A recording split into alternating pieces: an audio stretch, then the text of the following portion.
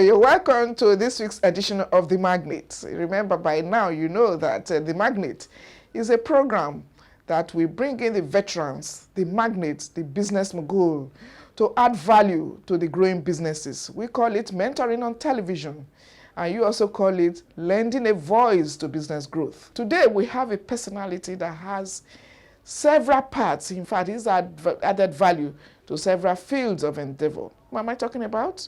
Let's give you this background report to capture the essence, the profile of our magnate for the week. We'll be back to meet him, and then we interact. He will share his thoughts with us on the over 7 decades on Earth. Let's meet you on the other side.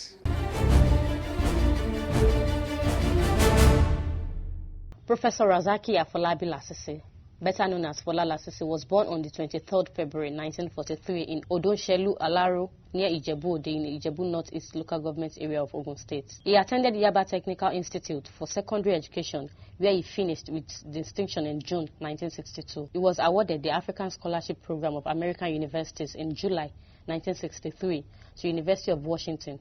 Settled to study civil engineering and graduated in June 1966, spending only 3 years. He completed a master's degree in structure with a University of Washington fellowship a year later in 1967. He later proceeded to the University of Wisconsin-Madison, sponsored by the University of Ife and USAID in 1972, where he obtained a PhD degree in agricultural engineering in 1974. He became a professional engineer in 1972 and a registered engineer in 1974. Between June 1966 and September 1969, Professor Lasisi worked as design structural engineer with Marshall, Barrister and Park, Incorporated, Seattle, Washington. He returned to Nigeria in October 1969 to join the University of Ife as grade 2 lecturer. He rose through the ranks to become a professor in October 1984.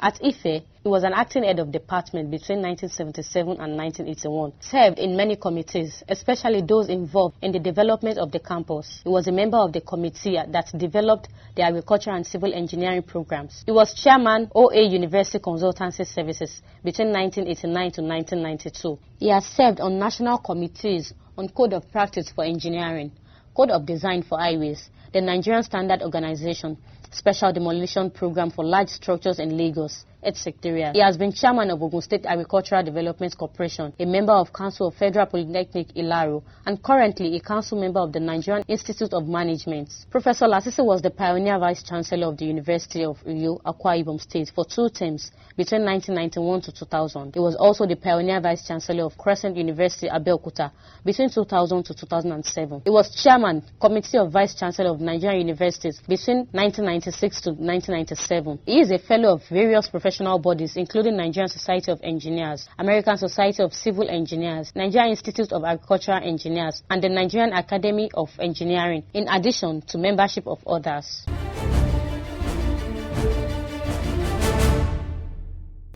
You're welcome back. This is The Magnate, and it's my pleasure, really delighted, after several attempts, to have on the program today engineer, professor. Well, they call him, he has several names, but I'll just keep it short. My pleasure to welcome to The Magnate, Professor Engineer Fola Lasisi. Daddy, you're welcome to the program. Thank you very much. It's my pleasure to be here. It's been a long while trying to pin you down. It really shows the several parts that is to your person. It's just that they keep us busy, even at old age, for which I'm very grateful. Very grateful to people's lives. Thank you very much. We have packaged your profile already, but straight away from your CV, we saw that as against what we have in this climb, you spent only 3 years in tertiary institution in America, as against 5 years in even where we are now. How do you explain that, sir? The first is that traditionally it's supposed to be 4 years. Okay. Later in Nigeria, we decided to change for engineering to 5 years. But I was lucky that I went to a technical school where I had the background in engineering, drawing, I had background in metal workshop, wood workshop. So I already had more practical experience than most of my colleagues. Okay. Before you went to And America. before I went to the US, the American system tries to tailor programs to the individual. So they have a program that once you come, they will assess you. If you are already made up what you want to do, it's easier. So because I was a little more mature, the average student there will enter university at 18. I was entering university at 20. Oh, okay. So I already had an edge. Because I was born in 1943, I was entering university in 63. Okay. So I had an edge. When I got there, I was interviewed and I said, I already know this, I already know surveying, I already know woodwork, I already have different experiences. So they said they will give me tests, and I said, I'm ready. Okay. So they gave me tests, and they gave me advanced placements. Okay. Then I was able to do more work also during the summer. Since I was already on scholarship, I didn't have to go. I did some field work, but my professors gave me opportunity, so they gave me advanced placement. That was what happened. Okay, comparatively now, you have students in spending 5 years in the tertiary institution here, engineering, that is. Yes. How would you compare, apart from the technical experience you already had? You were a student back then, decades ago. How do you compare the educational system with the one here now? I think our problem was that we went through stages. We tailor our program, which continues to change because the system is dynamic, and we keep evolving. The information also has become much more than you need. So again, if you go back to American system, we inherited the system where the student puts a lot of things into his head, which is not their method. You must know how to get information. So they still have up to today what they call open book exam. So you will be giving tests, and they say, okay, you have to finish in 3 hours. So if you don't know where to get information, you are not going to do well. But the thing is that you can carry your textbooks. So that is what is still failing. Some of us tried to start it here, and people are not willing to accept that. That let them do. A lot of information is in the book, but if you don't know how to apply them, then you can't use them. Okay. So in real practice in the field, all it is how do you get information to solve problems? Okay. Not that you have too much in your head. And that is really what internet has brought in, that you can get so much information and you can use it properly. You know that before your technical experience, yes, I don't know if it's by design or default that you went to technical school. What was it? What is that? What inspired you into the profession of engineering? In your statement, you talk about mentoring. People, as you get trained, you select people you envy or you who become your mentor, you admire, and you say, this is the kind of fellow I want to become. So I had some relatives who are already in engineering, and I saw them. But before then, the education system was being transformed by Awolowo. I was in primary school when free education came. And they started having schools, modern school, commercial schools, regular secondary schools. And when I was finishing, my father was in Ibadan. So you were having interviews. And my father said, you are a good student, you go to interview, you get admitted. And each time I went, we found that the personal thing was there. So my first year, I had problem. I went to start modern school.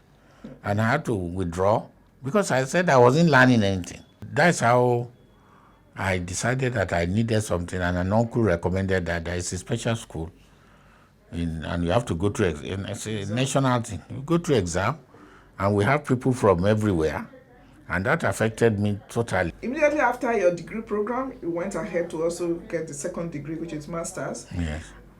Then on your return to Nigeria, the first place that you went to add value, to lecture, to teach was University of Ife. Then, how was your sojourn at Unife?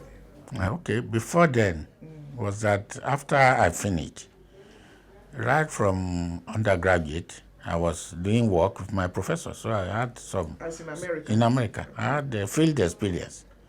Because in my first year, the professor took interest in me and started taking me to the field where Microsoft is located now and Boeing. the area is called Renting in Seattle.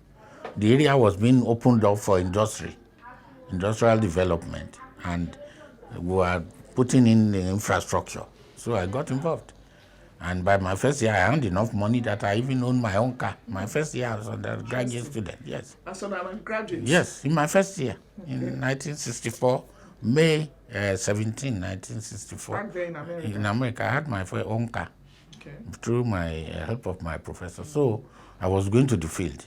By the time I finished first degree, I had a job already, and I was working. So I said I wanted to go do my master's because I had a fellowship. They said I should be coming to the office because there I work, they liked my work. So on Saturdays, Sundays, I went to do some work. Nobody was there. They would put documents in my office, what I'm to do. And I'll do it at the end of the week, they will give me a check. Okay, Then when I graduated after master's, I also worked for 2 years. Okay, in America? In America, yes. I decided by then I wanted to marry an American. And I said to wait for her to graduate. Okay. So I did for 2 years, and the lady is still here after 50 years. Interesting. Yes. So you came and then you taught in So I then came, I was to even work with Ministry of Works, which was already doing some program at Yaba Technical Institute. But when I got there, I didn't like it. And on my way back, I was given an appointment without an application. Luasomi was looking for people, and one of my seniors gave him my name, and they gave me an appointment. Where now? In the U.S. They sent the letter to the U.S. And already left, and they sent it to me in Nigeria, and I went to resume. So my experience in Ife was very unique because engineering didn't exist. So when I got my letter, I was to resume Department of Plant Science. And I did civil engineering. What is this nonsense? What's the relationship? So I went to the place. The Dean of Agriculture told me we were trying to set up engineering. Federal government didn't want us to do engineering, but we want to have engineering. And so they are trying to do it. So the faculty was being built from the back door, through the back door. So they employed people into chemistry, they employed people into physics, so agriculture and so on, and eventually they brought all of us together to set up the faculty. So chatting with Professor Fola Lasisi. He's also an engineer, a veteran one at that. You young engineers, I hope you're listening and taking tips. He's adding value and mentoring us on television. Let's go for a break now. Let's bring in a young entrepreneur that we feel has something to learn. What are the challenges? How have they been able to cope in this very harsh economic climate? So they will say. When we come back, of course, we'll have more thoughts to share from our veteran, our magnate for the week. We'll be back shortly.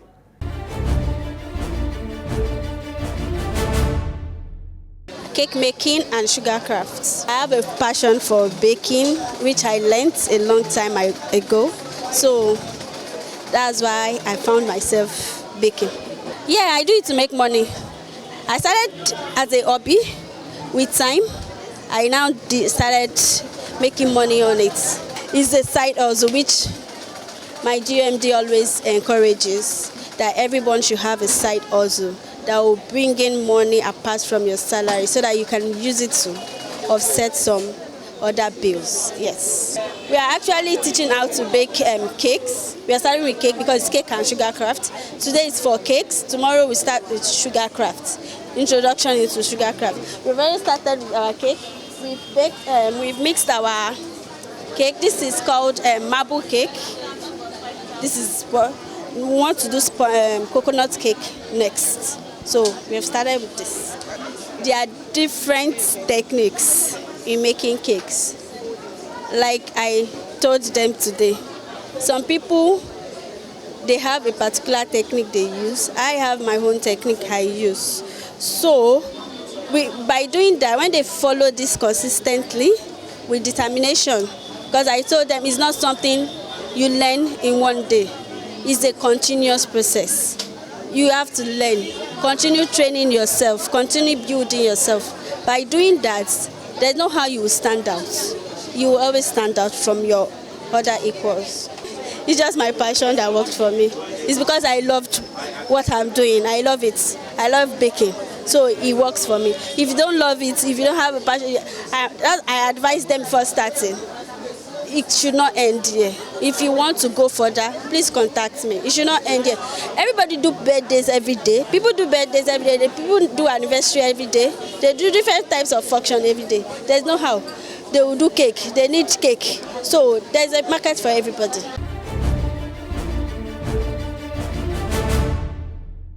You're welcome back.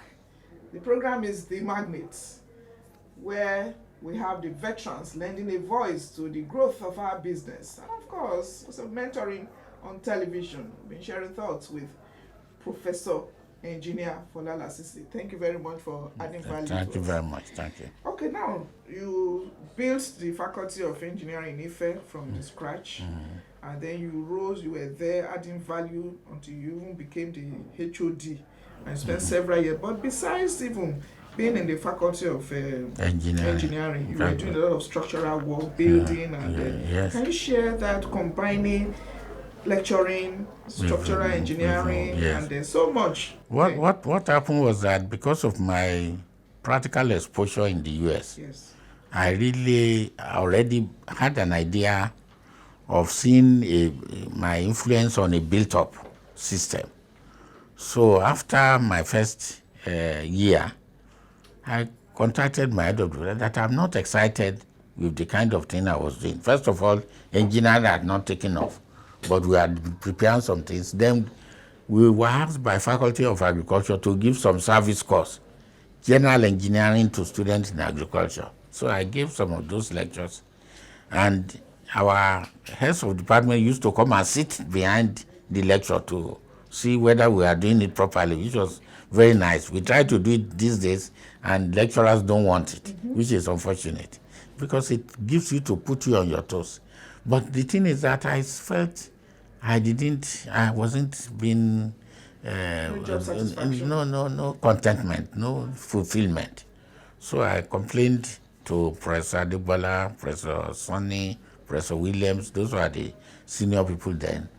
And they said, they were going to report me to the VC, small place. So the VC said, I've met Mr.